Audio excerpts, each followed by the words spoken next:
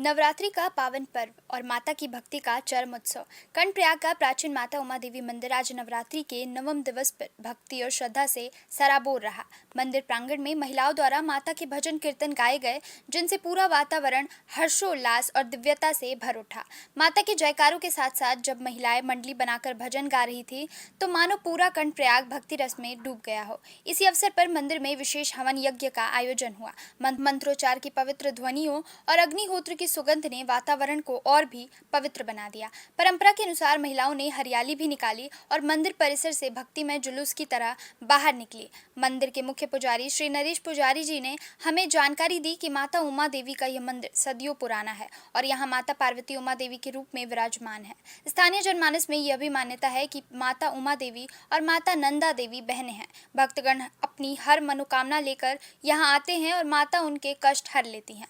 पुजारी जी ने आगे बताया कि नवरात्रि के दिनों में यहाँ विशेष अनुष्ठान होते हैं और मंदिर का वातावरण भक्ति और ऊर्जा से भर उठता है। इसी क्रम में हमने उनसे माता की देवर यात्रा के बारे में भी जाना। आज का दृश्य यह स्पष्ट कर रहा था कि नवरात्रि के नवम दिवस पर माता के दर्शन का महत्व कितना विशेष है। कहना गलत नहीं होगा कि माता उमा देवी मंदिर न केवल धार्मिक आस्था का केंद्र है, बल्कि यह कर्णप्रयाग की संस्कृति और परंपरा की जीवित धरोहर भी है।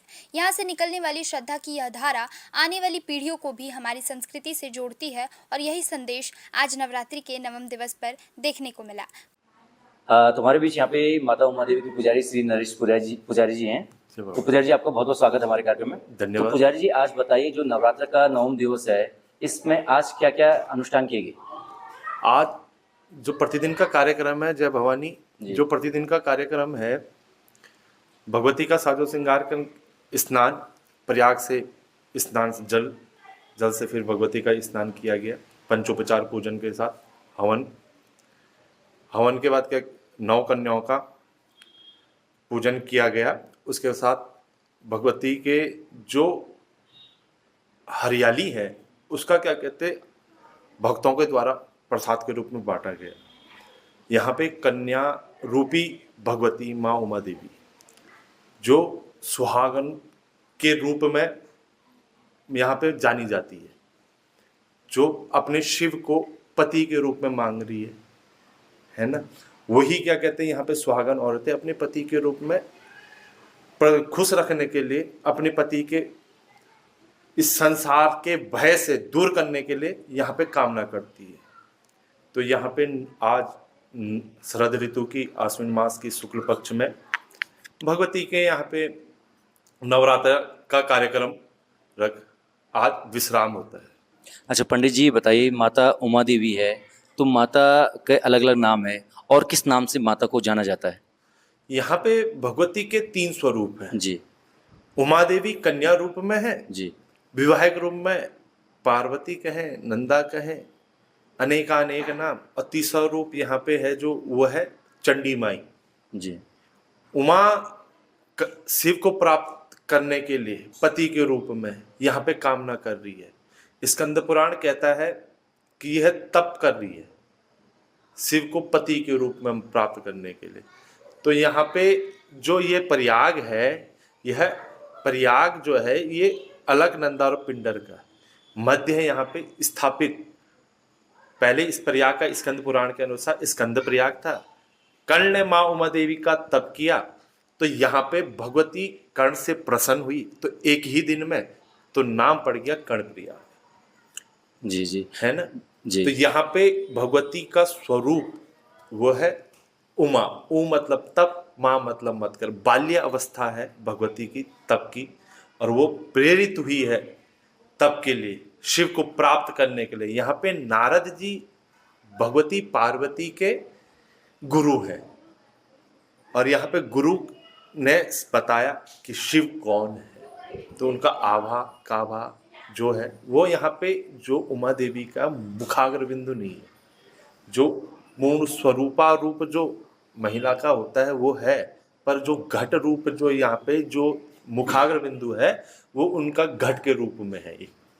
अच्छा पंडित जी, यहाँ पे माता उमा देवी के साथ और भी देवी देवता हैं, तो कौन कौन से देवी देवता यहाँ पे विराजमान है? यहाँ पे हनुमंत है 2 रूप में, ध्वजा रूप में, भगवती के वीर के रूप में, लाटू देवता भगवती के भाई हैं जी वो छड़ी रूप में, जी। और भगवती के जो मैन है बॉडीगार्ड के रूप में जी। वो हीत बिनसर बोलते हैं हम, जी। पर हीत देवता है। अच्छा, माता नंदा देवी भी यहाँ पे विराजमान है, यहीं से कुछ दूरी पर। तो माता उमा देवी और नंदा देवी जी की क्या मतलब मान्यता है यहाँ पे? यहाँ पे ये भूमि उमा देवी की जी है ना। नंदा देवी और उमा देवी एक ही है, जी। स्वरूपा रूप ये पूरी केदार घाटी है, जी। नाम अलग अलग है। जी। नंदा, जी। पार्वती, जी। सुरकंडा, जी। ज्वाला, ज्वालपा, जी। ये नाम अनेक है, पर जो रूप है वो यहाँ पर ही एक। यहाँ पे जो आगे आपको दर्शन करने को मिलेगा वो नंदा देवी का जी है ना।